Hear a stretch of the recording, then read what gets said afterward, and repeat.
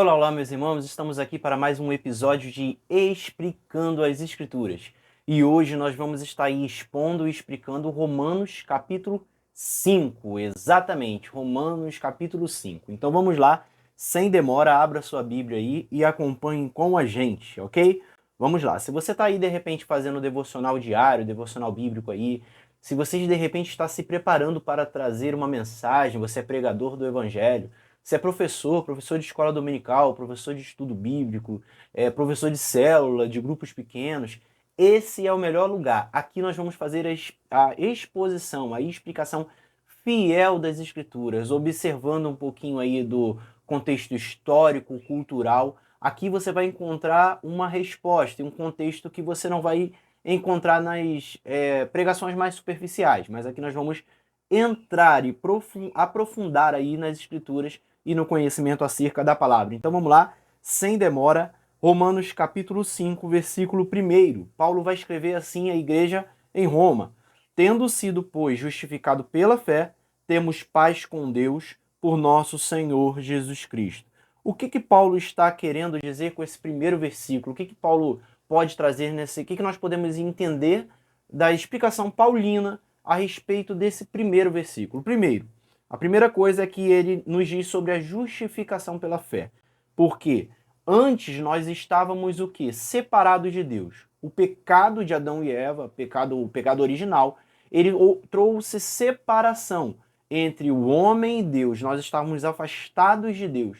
Mas a justificação de Cristo, a morte e ressurreição de Cristo, ela nos ligou novamente com Deus.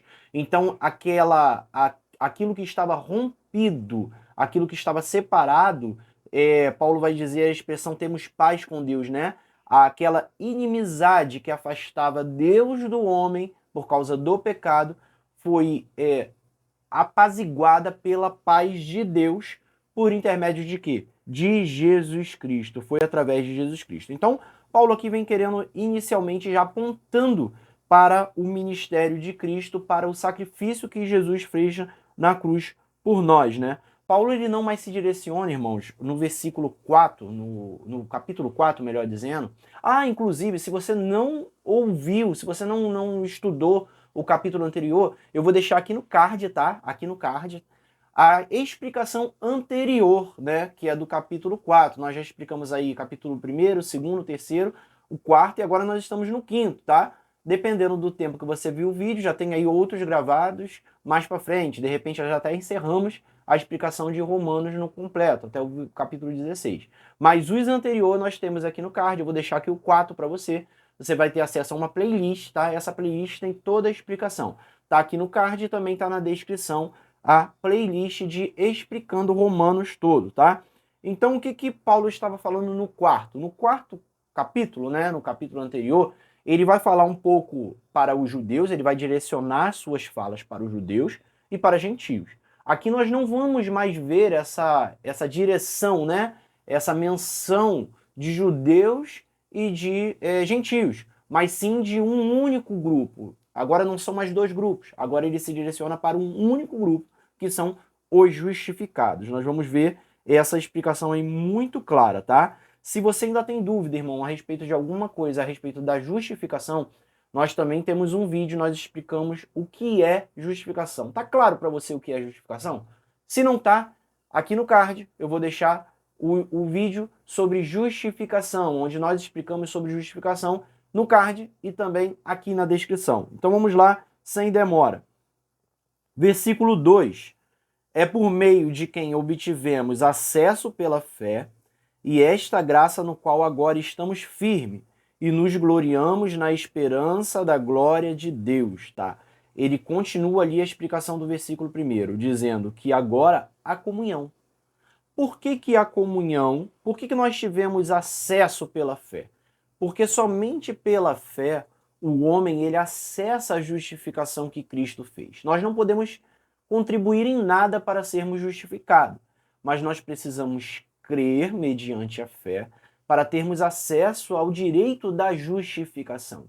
Cristo já nos justificou, mas ele justificou todos, concordam comigo? Todos estão justificados. mas nós precisamos, pela fé, acessar o direito da justificação. E é isso que Paulo está querendo dizer aqui no versículo 2, que por meio de quem tivemos acesso pela fé a esta graça a qual agora estamos firmes. Nós tivemos acesso por meio de quem? Por meio de Jesus Cristo. Pela fé nós tivemos acesso à justificação por meio de Jesus Cristo. E que graça é essa? A graça ela representa e significa misericórdia, compaixão, amor. Toda essa misericórdia, compaixão, amor, nós recebemos gratuitamente de Deus, através de Jesus Cristo. Então é o que ele fala aqui, esta graça. Que graça é essa? É a grande misericórdia do Senhor. E agora nós nos gloriamos na esperança de Deus. Que esperança é essa que ele está falando aqui? A esperança aqui, ela reflete na esperança da vinda de Cristo, né? Os judeus, eles não acreditavam os judeus não convertidos, né? Eles não acreditavam em Jesus Cristo, eles não tinham essa esperança. Eles acreditavam fielmente que Deus um dia voltaria para julgar as nações, mas eles não acreditavam na justificação por meio de Cristo, porque eles não acreditavam, os não convertidos, os judeus não convertidos, não acreditavam em Jesus Cristo como Filho de Deus, tá? Como Messias. Eles estão esperando o Messias voltar até hoje. O Messias já veio, Jesus já veio, já morreu, ressuscitou, nos justificou e eles ainda estão esperando esse momento onde Deus vai de enviar o Messias, tá? Então é isso. Vamos para o versículo 3 e 4, porque 3 e 4 está muito junto ali, né? Vamos explicar os dois de uma maneira única. Não só isso, mas também nos gloriamos nas tribulações, porque sabemos que a tribulação produz perseverança, e a perseverança um caráter aprovado, e o caráter aprovado a esperança. A expressão aí, irmão, nos gloriamos nas tribulações, né? Revela o desejo de Paulo explicar que as tribulações, as dificuldades, ela possui um caráter didático, né? Por quê? Porque Deus ele nos ensina, nós saímos das provações muito mais forte. Nós entramos na provação uma pessoa e quando saímos dela, conquistamos aí a nossa vitória, né? Passamos por esse período de dificuldade, de tribulação, nós chegamos lá do outro lado muito mais forte. Então, Paulo está aqui explicando que essa tribulação ela tem um caráter didático, que essa tribulação ela produz em nós o quê? Uma perseverança. Nós aprendemos durante a tribulação, né? Então ele vai dizer as características do aprendizado dessa tribulação. Entramos numa tribulação de uma maneira, mas quando nós saímos de lá, nós saímos com mais perseverança, com caráter aprovado e esperança. É isso que Paulo está querendo dizer. A tribulação, o momento difícil, ela te leva para um nível mais avançado, né? Ela te faz subir degraus aí da sua vida. E não podemos também deixar de entender, irmãos, eu gosto muito de fazer uma exegese do texto, e quando nós olhamos para a igreja do primeiro século, a igreja do primeiro século estava passando por uma perseguição romana. Os romanos, Roma era o império da época, né? Israel estava sob o domínio do Império Romano. E eles estavam passando por grande tribulação. A tribulação que eles estavam passando, muito grande. E Paulo está dizendo, olha, calma, a tribulação é didática. Vocês vão passar por essa tribulação. E lá na frente, vocês vão poder se gloriar, porque vocês passaram por isso. E isso produziu em vocês um caráter aprovado. Isso produziu em você a esperança. Isso produziu em você um coração voltado para Deus. É isso que Paulo está querendo dizer nos versículos 3 e 4. Aí no 5 ele prossegue falando sobre a esperança. Vamos que vamos. E a esperança não nos decepciona, porque Deus derramou o seu amor em nossos corações. Porque, por meio do Espírito Santo, ele nos concedeu. Que esperança é essa que ele está falando? A esperança ainda do amor, da vinda de Cristo, né? E ele vai falar aqui do amor que Deus derramou, né? Para alguns, de repente, pode parecer estranho o amor que Deus derramou. E há uma divergência, ou pelo menos uma interpretação diferente, né? De alguns estudiosos, de alguns teólogos estudiosos da palavra, em relação ao que seria esse amor. Essa palavra amor, vou falar primeiro a compreensão que eu acho mais correta, né? O que os versículos anteriores estão falando? Sobre o amor de Deus em entregar Jesus. Então, no meu ponto de vista, esse amor que Paulo está falando aqui no versículo 5, que ele derramou o seu amor em nossos corações, é exatamente esse amor. O amor que enviou o seu próprio filho. Que amor é esse? Esse amor que enviou o seu próprio filho, Deus enviou o seu filho, por amor a cada um de nós. Então, no meu ponto de vista, tá? Esse amor se refere a Jesus. Porque os versículos de 1 a 4 estão falando de Jesus, estão falando do sacrifício de Jesus, estão falando da justificação. Então, tudo aponta para isso. Mas há aqueles que acreditam que o amor aqui seriam os frutos do Espírito, que o Espírito Santo já estava dentro dos irmãos, né? Já habitavam, né?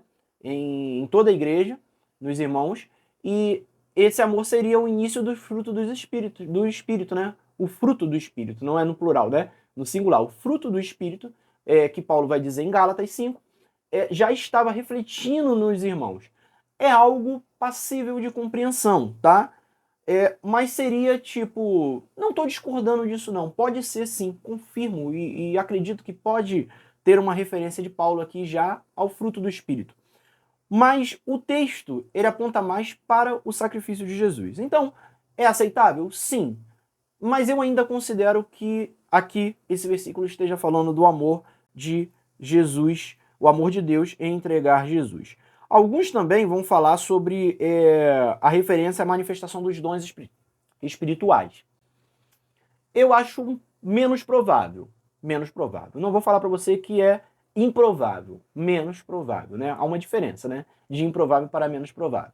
Ou seja, o apóstolo Paulo estava falando sobre o derramar dos dons espirituais na vida dos irmãos. Eu acho, no meu ponto de vista, que é um pouco de forçação de barra em falar sobre dons espirituais nesse versículo. Não vejo um contexto abordando esse aspecto de dons espirituais, apesar de acreditar fielmente nos dons espirituais e que o Espírito Santo derrama sim os dons espirituais na igreja. Só que eu acho que nesse versículo não é isso que Paulo está querendo falar. Por que eu digo acho, irmãos? Porque, tipo, eu sou teólogo, sou pós-graduado em teologia paulina, o Novo Testamento ali é o meu maior campo de estudo, né? Só que eu não sou o dono da verdade. Eu sou passível de erro, então eu gosto sempre de expor essa minha debilidade, né? Eu não sou capaz de apontar algo e falar, não, é isso. Eu não gosto de afirmar desse jeito. Por quê? Porque ao longo dos anos eu também mudo de opiniões. Alguém às vezes chega para mim e fala assim, ó pastor, esse texto aqui tá falando em referente a isso e isso. Eu falo assim, rapaz, eu não tinha pensado nesse negócio. Não é que você tem razão? Eu acho que eu estava equivocado no meu pensamento. Eu não tenho nenhuma dificuldade de reconhecer a minha compreensão. Ao longo dos anos de estudo, constantemente meu pensamento ele muda um pouquinho. Eu olho assim e falo assim, rapaz, eu pensava assim, mas hoje eu estou percebendo que eu estava um pouco equivocado, ou eu não tinha pensado nesse ponto de vista, tá? E para isso, irmãos, eu sempre gosto de falar, as pessoas perguntam para mim, falam assim, mas pastor, como que eu consigo ter uma interpretação bíblica assim, como você faz? Irmãos, é estudo. E para estudo, é necessário você ter uma boa Bíblia de estudo. Às vezes eu vejo os irmãos aí sofrendo, pesquisando no Google, sobre vídeos que falam disso. Irmãos, nós temos aqui uma Bíblia, eu gosto muito dessa Bíblia, eu sempre menciono ela porque ela é muito boa, que é a Bíblia Thompson. Ela tem estudos em cadeias, né? Você quer, por exemplo, estudar sobre dons espirituais. Você vai procurar aqui, né, o estudo relacionado sobre dons espirituais e ele vai te dar versículos que falam sobre dons espirituais. Isso é examinar as escrituras, irmãos. Às vezes as pessoas olham assim, a Bíblia diz que nós devemos examinar as escrituras. Examinar as escrituras é isso, é estudar ela, cada dia mais estar se aprofundando no conhecimento dela, relacionando versículos, anotando, fazendo anotações. E sem uma boa Bíblia de estudo é muito difícil você chegar a esse nível de compreensão. Então eu sempre aconselho, tá? Eu acho que todo cristão deveria ter uma Bíblia dessa. Essa Bíblia aqui tem na Amazon por cerca de uns R$ 200 mais ou menos. Você consegue encontrar. E eu vou fazer o seguinte, eu vou deixar o link dessa Bíblia, tá? Dessa Bíblia. Vou deixar essa Bíblia e uma NVI. Eu tenho NVI também, tá ali em cima, tá em algum lugar aqui. Eu não deixei ela aqui. Mas a NVI. Vou deixar dois links para você. O da Amazon em relacionado a essa Bíblia Thompson, também vou deixar uma NVI. Eu creio que essa leitura que você faz de uma e de outra, comparando, é muito bom e muito necessário para o conhecimento das Escrituras. Aproveita que você está aí observando e atentando para essas Bíblias e se inscreva no canal. É muito importante que você se inscreva no canal que você curta, que você faça seu comentário para que o YouTube venha entender que esse conteúdo é relevante, abençoou a sua vida e vai abençoar outras vidas, tá? Então vamos lá, sem demora, sem perda de tempo, tá? Versículos 6 e 7. De fato, no devido tempo, quando ainda éramos fracos, Cristo morreu pelos ímpios. Dificilmente haverá alguém que morra pelo justo, ou por um justo. Pelo homem bom, talvez alguém tenha até coragem de morrer. Mas Deus demonstrou o seu amor por nós. Cristo morreu em nosso favor quando ainda éramos pecadores, tá? Paulo aqui no versículo 6, eu falei que nós iríamos ler 2, mas nós lemos 3, né? 6, 7, 8. Versículo 6 ele vai falar que Jesus morreu por nós quando ainda éramos fracos. O que tem essa expressão fracos? Tá? Essa expressão fracos, ela nos coloca, nos relaciona ao nosso antigo estado pecaminoso, aonde estávamos totalmente afastados de Deus, longe de Deus, em envolvido nos nossos pecados e delitos das nossas vidas, antes de nos convertermos. Então, Jesus não nos amou quando nós éramos já convertidos. Não, irmãos. Ele nos amou quando nós ainda éramos fracos, nós estávamos cheios de pecado, cheios de erros, cheios de coisas ruins em nossos corações. Ele nos amou, ele amou a pior espécie de ser humano do mundo, tá? Ele amou a gente nesse estado. E ele vai dizer, talvez alguém possa até morrer por um homem bom. Sim, talvez alguém possa dar a sua própria vida pelo seu filho, pelo seu pai, pela sua mãe, pela sua esposa, pelo seu esposo. Agora, você dá a vida por uma espécie de homens, de mulheres, de ser humano, pecador, a pior espécie do mundo, é mais difícil. Jesus se entregou por essa pior espécie de ser humanos. É isso que Paulo está falando aqui nos versículos 6, 7 e no 8 ele encerra dizendo que ele demonstrou seu amor por nós, quando nós ainda era esse ser humano improvável, imoral. Ele nos amou não porque nós somos, ele nos amou porque em Cristo nós somos os seus filhos, filhos amados. Ele nos amou e ele ama toda a humanidade. João 3,16, né? Deus amou o mundo de tal maneira que enviou o seu filho para todo o que crê, tá? Para que todo. Então não tem aí grupo seleto, mas amado por Deus, todos nós somos amados por Deus. Infelizmente alguns vão rejeitar. E nós que estamos em Cristo aceitamos Jesus Cristo e reconhecemos eles como o único suficiente Salvador de nossas vidas. Amém? Se você está buscando ter um maior conhecimento da palavra e se aprofundar no conhecimento das Escrituras, da Epístola, da Carta aos Romanos, eu tenho o enorme prazer de te apresentar o meu novo livro, Explicando Romanos, é esse aqui.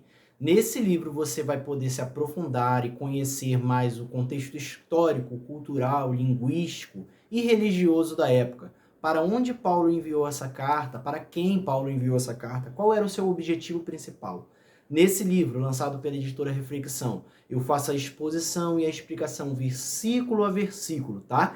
Eu vou deixar aqui no card e vou deixar também na descrição desse vídeo o link para você adquirir esse mais novo livro e se aprofundar no conhecimento das Escrituras. Vai lá, clica. Então vamos lá, versículo 9. Como agora fomos justificados pelo seu sangue, muito mais ainda seremos salvos da ira de Deus, tá? Então o que ele está querendo dizer? Olha só, nós fomos justificados pelo seu sangue, tá? Ele já morreu. Não há nada que possamos fazer para contribuir para a nossa justificação. Mas, entretanto, todavia, nós acessamos essa justificação. Como que acessamos essa justificação? Por meio da fé. Se você ainda não entendeu justificação, novamente eu vou deixar aqui no card um vídeo falando sobre justificação. O que é justificação e o que é santificação. É o vídeo que eu vou deixar aqui, tá? Se você ainda tem dúvida, clica aqui e assista o vídeo e depois tu volta nesse vídeo novamente. Ou termina esse vídeo e depois assista o outro. Tanto faz. Vou deixar na descrição também, porque se você perder o card, você vai ter lá na descrição, tá? Então, através da justificação nós temos acesso, tá? E por essa justificação, por essa fé, por esse crer, nós acessamos a maior de todas as bênçãos que podemos receber, que é a salvação. E depois ele vai falar aqui sobre a ira de Deus, né? Muito mais seremos salvos da ira de Deus. O que é essa ira de Deus? Essa ira de Deus é o dia onde ele vai fazer separação entre aqueles que merecem e aqueles que não. Aqueles que creram e aqueles que deixaram de crer. Aqueles que creram em Jesus Cristo e mudaram o seu comportamento, a sua trajetória de vida, e aqueles que viveram eternamente toda a sua vida no pecado. Quando será esse dia? Quando Jesus Cristo voltar para buscar a sua igreja. Então, isso que é a ira de Deus. Irmãos, Jesus está voltando. Nós não podemos cansar de pregar isso ou esquecermos disso. Vivemos em um mundo onde as pessoas não falam mais da vinda de Cristo. Jesus está voltando para buscar a sua igreja. E há aqueles que serão salvos dessa ira de Deus. E tem outros que, infelizmente, se perderão aí e ganharão aí o sofrimento eterno, aonde o diabo aí, né, no inferno, há de tomar as suas vidas aí, momento esse que a Bíblia chama de eterno sofrimento, né? Mas, glória a Deus que nós estaremos no nosso momento de eterna glória com Cristo Jesus na glória. Amém? Versículo 10. Se quando éramos inimigos de Deus, fomos reconciliados com ele mediante a morte de seu filho, quanto mais agora, tendo sido reconciliados, seremos salvos por sua vida. Irmãos, se Jesus Cristo, olha o que Paulo está falando aqui, se Jesus, se Deus, teve misericórdia de nós quando nós estávamos totalmente corrompidos no nosso pecado, ainda mais agora, irmãos. Agora o seu amor é superabundante sobre nós, superabundou sobre nós. Por quê? Porque nós estamos tentando. Eu vejo alguns irmãos, às vezes, frustrados e aconselho, irmãos, tem irmãos que chegam para mim e falam assim, poxa, mas eu não consigo largar o pecado. Irmãos, enquanto nós estivermos tentando, os nossos corações voltados para cada dia mais excluirmos o pecado de nossas vidas, porque a justificação ela não elimina o pecado de nossas vidas. Ela simplesmente, o desejo do pecado, ela simplesmente nos capacita a dizermos não. Tá? O desejo ele vai vir, mas nós vamos ser capacitados pelo Espírito Santo, por Deus, para dizer não vou pecar. Quero viver uma vida em Cristo, estou em processo de santificação. É isso que Paulo está querendo dizer. Quando estávamos perdidos, ele nos amou, ainda mais agora que nós estamos tentando, estamos lutando. Caí algumas vezes eu vou tropeçar. Sim, é natural, você ainda está no processo de santificação. Você ainda não chegou na estatura de varão perfeito, conforme Paulo vai dizer mais à frente, mas nós estamos tentando, nós estamos lutando, nós estamos buscando. E nessa nossa busca, ele que sonda os nossos corações, ele nos auxilia, ele nos dá o Espírito Santo, ele nos consola, ele nos perdoa todos os dias de nossas vidas. Então, se antes de sermos reconciliados em Cristo, ele já nos amou, imagine agora. Agora, ele nos toma nos seus braços e nos leva até o destino final, que é a glória eterna ao seu lado. Não por merecimento próprio, irmão, não que somos merecedores. Deus, quando olha para nós com esse ar de misericórdia, ele não está olhando para a nossa capacidade, mas ele está olhando para quê? Para o sacrifício que Jesus fez na cruz do Calvário. Quando Deus olha para você, ele olha sobre uma lente, e essa lente é Jesus Cristo. Ele não vê a tua capacidade, mas ele vê o grande sacrifício de Jesus que ele fez por você e por mim. É isso. Versículo 11. Não apenas isso, mas também nos gloriamos em Deus, porque por meio de nosso Senhor Jesus Cristo, mediante quem recebemos a nossa reconciliação. E aqui ele fecha o assunto, né? Ele vai continuar no versículo 12 aí, passando um pouquinho de assunto, ainda dentro do mesmo contexto, mas mudando um pouquinho de assunto. Agora no versículo 11 ele fecha esse assunto da reconciliação, da justificação, dizendo que isso não é para nós não nos gloriamos disso, não fomos nós que fizemos, não fomos nós que merecemos, não é por obra, não é por atitudes boas que nós tivemos, não. É simplesmente por causa de Cristo, ele nos reconciliou. Nós recebemos essa reconciliação e essa paz por meio unicamente de Cristo, tá? Esse é o versículo 11. Agora você clica nesse vídeo aqui e vamos para o versículo 12, porque o próximo versículo, a próxima explicação, nós vamos explicar Romanos capítulo 5, do versículo 12 em diante. Clica aqui e vamos com a gente. Um abraço, tchau, tchau.